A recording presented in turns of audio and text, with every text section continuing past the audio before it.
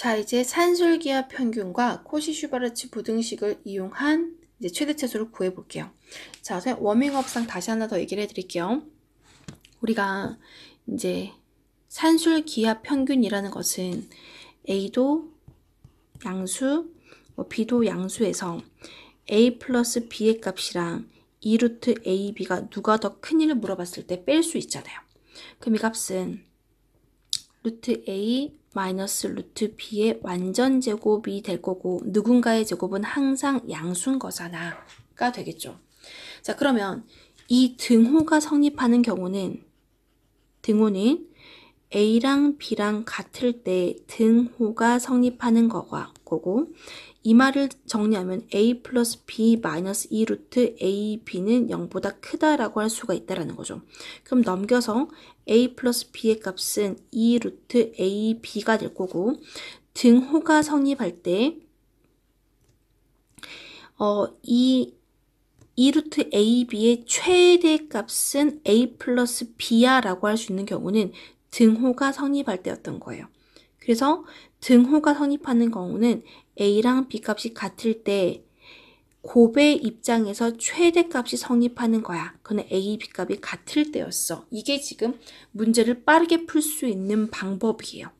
되겠습니까? 이거 굉장히 중요한 거지. 그래서 A 플러스 B 값이 2루트 AB. 원래는 2로 나누는 게 산술 평균이었죠.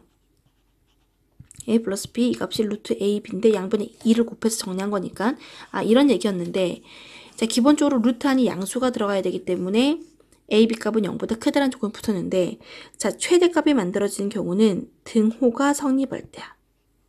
등호 성립 조건은 A랑 B랑 같을 때예요. 네, 그러면 문제 보자고요. 타원이라는 조건식이 있고 자, 이 안에 x, y의 최대최소값을 구하래요.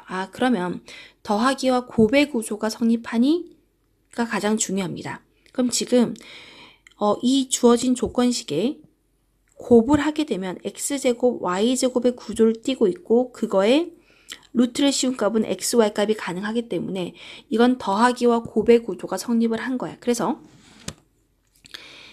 더하기와 곱의 구조, 이 값이 x제곱이 4y제곱. 이게 지금 a 플러스 b로 보셔야 됩니다. a 플러스 b의 값이 더해서 8이라고 그럼 이 값도 4. 그랬을 때 곱의 구조가 최대 값을 갖는 거야가 되는 거였어요. 그래서 x의 제곱이 4이고 4y제곱이 4라는 거는 y제곱이 1일 때 곱의 구조는 최대가 만들어지는 거야. 그러면 x, y의 전체 제곱은 4가 될 거고요. x, y의 값은 2가 되기도 하고 마이너스 2가 되기도 하겠죠. 따라서 지금 이 식 전체의 최대값은 2가 되고 x, y의 최소값은 마이너스 2가 되는 거야. 따라서 그 값에 대한 최대최소 a, b하고 이 a 플러스 b는 다른 거죠.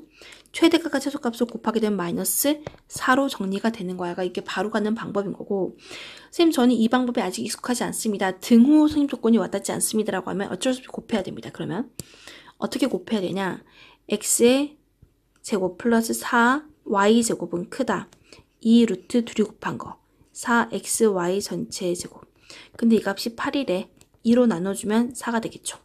4는 루트 4x제곱 y제곱이 될 거고 양변 제곱하면 16이 되겠네요. 4xy의 전체 제곱 4로 나누면 4가 될 거고 xy 전체 제곱값은 4보다 작대요. 따라서 xy의 값은 절대값은 2보다 작다. 그러므로 절대값을 빼버리면 xy의 값은 마이너스 2와 플러스 2 사이 존재돼. 이렇게 확인하는 방법도 있다라는 거. 근데 나는 등호 성립 조건을 활용할래가 더 빠르다는 거죠. 자, 그러면 이제 타원면에 내접하는 직육면체 부피를 구하세요. 그림의 경우는 이런 거죠. 타원체가 존재하는데 그 안에 내접하는 직육면체라는 거는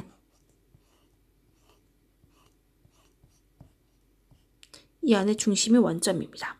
그랬을 때 여기는 XY 제1/8분 공간 안에 존재하는 직류면체 부피가 총 8개가 있는 거야. 그럼 내가 구하고 싶은 부피라는 거는 XY, Z가 총 8개가 있어가 되는 거겠죠.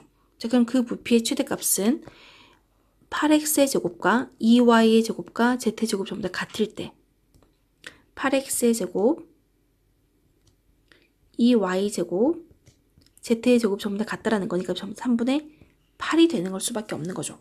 그러면 x의 제곱은 3분의 1, y의 제곱은 3분의 4, z의 제곱이 3분의 8이었을 때 만들어지는 거니까 x, y, z 전체의 제곱은 3의 3승 27분의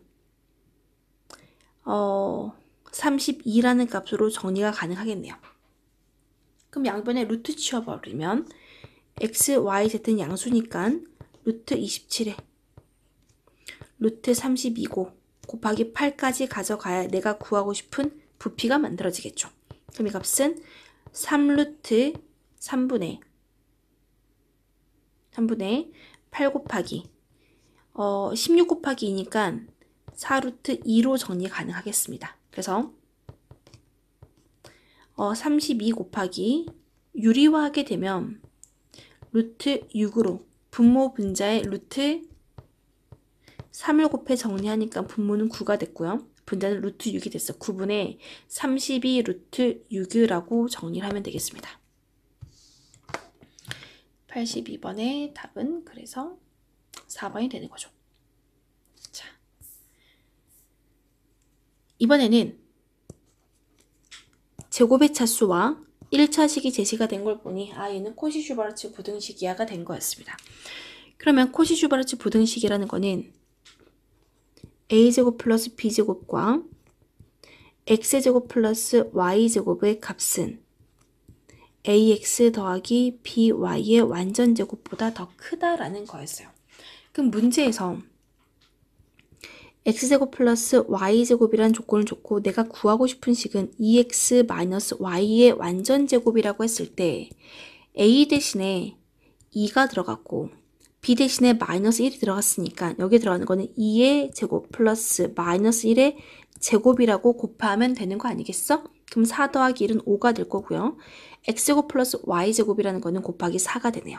그럼 이 값은 절대값 2x 마이너스 y의 제곱으로 정리 가능할 거고 절대값 2x 마이너스 y의 값을 루트를 벗기게 되면 루트 20은 루트 4 곱하기 5니까 2루트 5라고 정리 가능하겠네요. 따라서 2x 마이너스 y의 값은 2루트 5와 마이너스 2루트 5 사이에 존재하므로 최대값은 2루트 5라고 정리하면 되겠습니다. 자, 84번 문제 보겠습니다. 자, 제약 조건을 행렬식이라는 걸로 표현을 하고 있었어요. 그랬을 때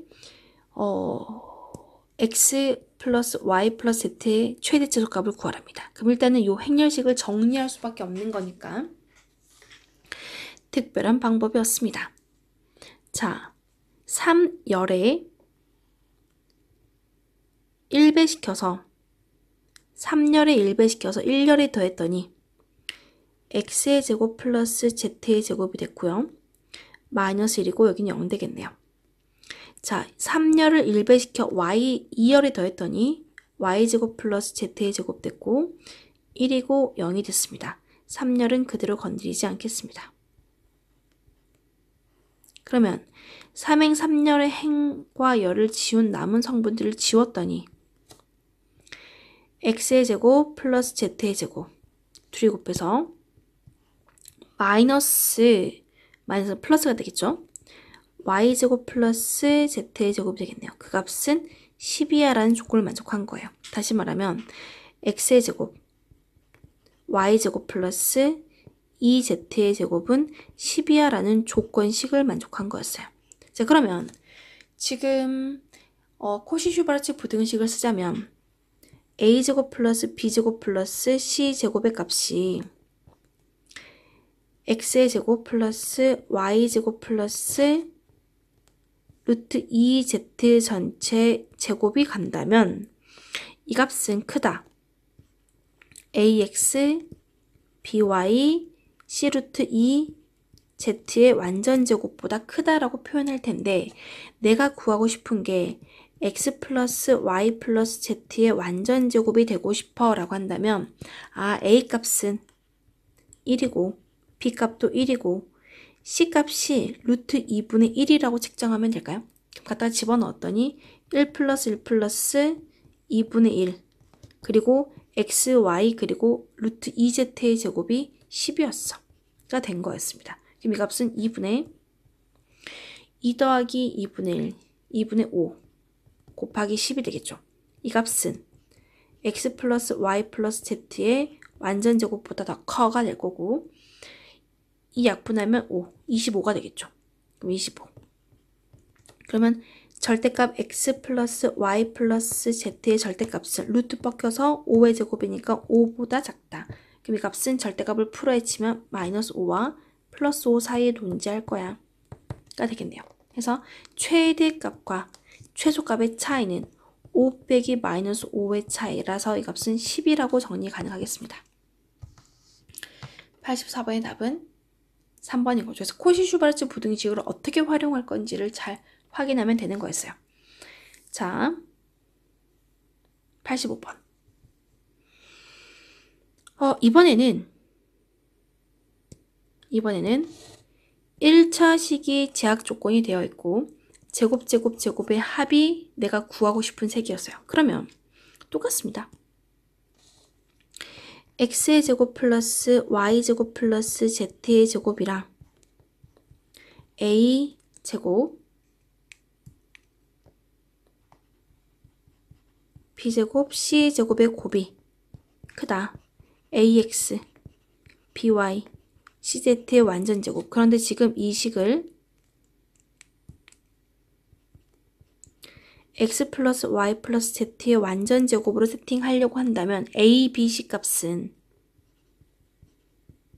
모두 다 1일 수밖에 없네요. 그럼 1 들어가면 3 곱하기 이 식 전체가 내가 구하고 싶은 식인 거죠. 근데 이 x 플러스 y 플러스 z는 12라고 했으니 12의 제곱 144가 되겠네요. 그럼 3으로 나눠서 x제곱 플러스 y제곱 플러스 z의 제곱은 3분의 144보다 더 커. 그래서 지금 정리하면은 48로 정리 가능하죠. 그럼 지금 이 제곱의 합의 최소값은 48이야 라고 정리할 수 있었던 거예요. 자, 86번. 지금 공면은 전부 다 제곱이라는 2차 식으로 제시가 됐고 함수 f의 최소값과 최대값을 구해봐 라는 거네요. 그러면 이 식도 마찬가지. 물론 다양한 방법으로 풀어낼 수 있겠지만 가장 간편한 거는 조건식과 구할식을 보고 제곱차항과 1차식인 거니까 루트 2x의 완전제곱 2y의 완전제곱 z의 완전제곱과 a제곱 플러스 b제곱 플러스 c제곱의 관계식의 곱은 a 루트 2x b 곱하기 2y c z의 완전제곱인데 지금 이 구하고 싶은 식이 3x 6y 2z의 완전제곱이 되고 싶었어가 된 거예요.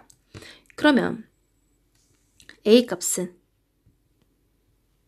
루트 2분의 3이 돼야 될 것이고 b 값은 3이 돼야 되는 거고 c 값은 2가 되는 거야. 그래서 a제곱이 들어가니 2분의 9가 되고 b의 제곱이 들어가서 9가 되고 c의 제곱은 4가 되는 거야.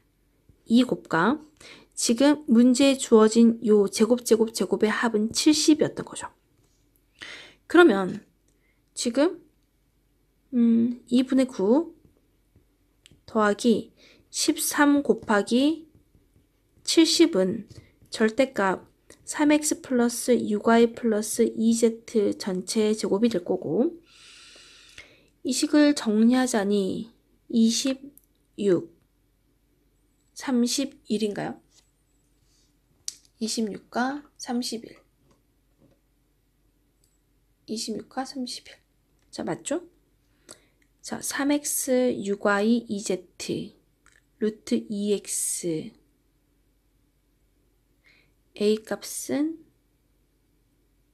루트 2분의 3 b 값은 3 c 값은 2가 된 거죠. 그러면 뭐 차근차근 계산해서 이게 정리하면 2분의 26 플러스 9니까 31 되었겠네요. 그리고 곱하기 35. 숫자가 썩 예쁘진 않네. 뭔가 하나 잘못되어 있지 않나 지금 그 생각을 하고 있는 거였습니다. 72x의 제곱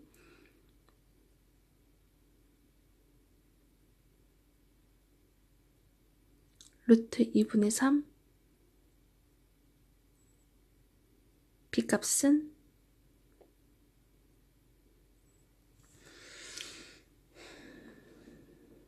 B값은 6i, B값은 3, C값은 2z,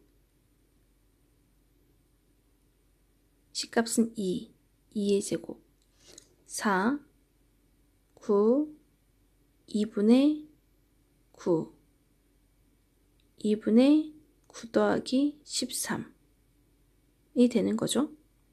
13, 그럼 26 더하기 9, 35가 되는 거죠. 35. 좀 엉뚱한 짓 했죠? 31이라니. 더하기가 제일 어려웠어. 자, 그래서 2분의 35 곱하기 35. 자, 다시 한번. 그래서 이 값은 2분의 35가 되겠죠. 35. 자, 곱하기 70인 거니까 35 곱하기 35가 된 거고, 이 값은 크다. 절대값. 내가 구하고 싶은 식의 전체 제곱이. 따라서 내가 구하고 싶은 식의 값은 3x 플러스 6y 플러스 2z의 값은 35와 만 35 사이에 존재하더라. 그래서 최대값에서 최소값을 뺐더니 70이 나올 수밖에 없는 거죠. 그래서 지금 86번의 답은 70이 답으로 결정이 된 거였습니다. 그래서 지금 산술기하 평균을 쓰는 경우와 코시-슈바르츠 부등식을 쓰는 경우 라그랑쥬 미정계수법을 쓰지 않고 이렇게 푸는 이유에 대해서 확실하게 이해하셨으면 좋겠습니다. 계산을 확실하게 여러분이 해 나가실 수 있을 만큼 공부하셨으면 좋겠습니다. 자, 이렇게 해서 마무리하겠습니다.